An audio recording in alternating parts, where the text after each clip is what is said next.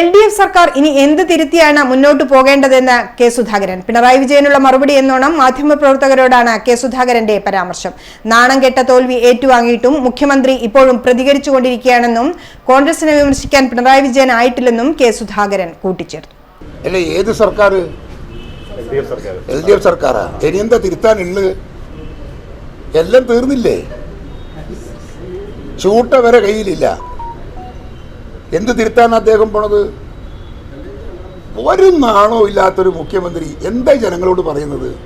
ഇത്രയും നാണം കെട്ട ഒരു പരാജയം ഏറ്റുവാങ്ങിയിട്ട് അദ്ദേഹത്തിൻ്റെ പ്രസംഗം. മറ്റൊരു മുഖ്യമന്ത്രിയാണെങ്കിൽ നോ കമൻസ് എന്ന് പറഞ്ഞു പോകും പത്രക്കാരെ കണ്ടാൽ. എന്ത് പറയാൻ അദ്ദേഹത്തിന് അർഹത, അവകാശം? ഇവിടെ എത്രയാ സീറ്റ് അവർക്ക് കിട്ടിയത്?